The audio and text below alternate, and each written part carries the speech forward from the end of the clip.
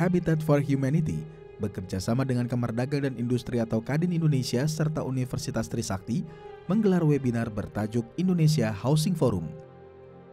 Webinar yang berlangsung 14 Oktober 2021 lalu membahas sejumlah topik yang berkaitan dengan masalah perumahan rakyat.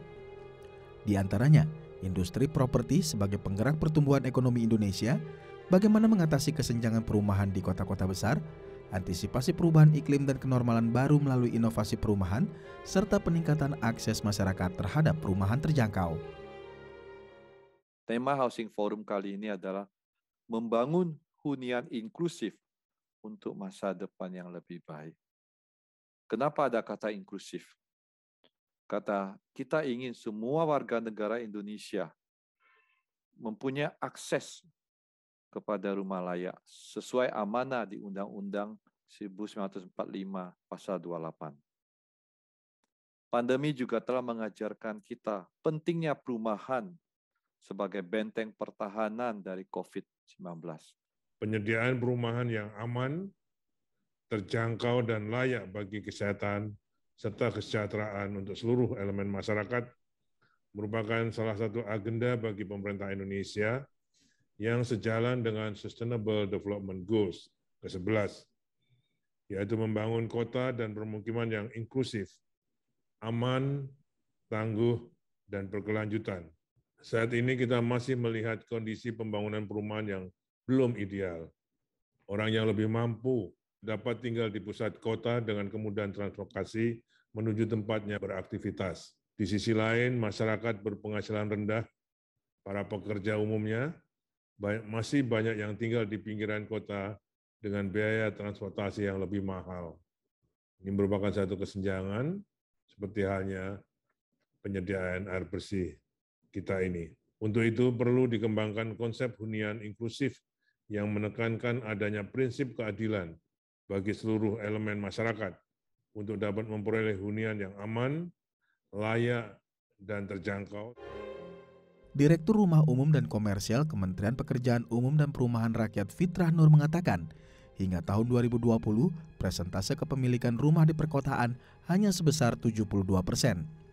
Jauh lebih rendah dibandingkan dengan di pedesaan yang mencapai 90%. Terbatasnya lahan di perkotaan, harga lahan yang tidak terjangkau, tingginya urbanisasi yang membuat kebutuhan rumah meningkat, serta keterbatasan APBN untuk membiayai rumah bagi masyarakat berpenghasilan rendah menjadi penyebabnya. Apa yang sudah dilakukan pemerintah dalam hal ini? Kita sedang mengembangkan konsep rental housing, terutama di perkotaan. Walaupun secara spot kita sudah ada juga contoh seperti itu, seperti yang di Jatinegara. Kemudian inovasi pembiayaan perumahan melalui KPBU.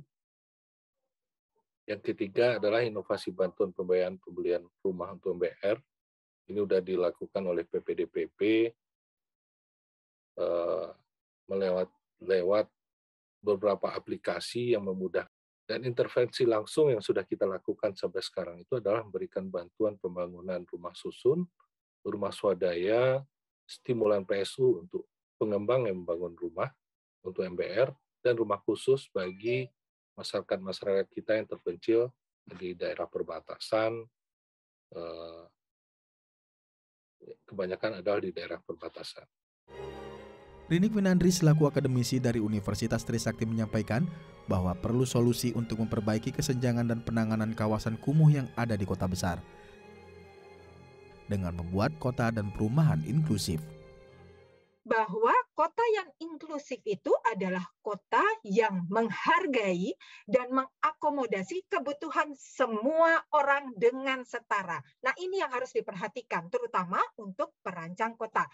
Nah, dan hal yang penting lainnya adalah memastikan bahwa semua orang harus dapat berpartisipasi penuh dalam kegiatan sosial, ekonomi, maupun politik di kota.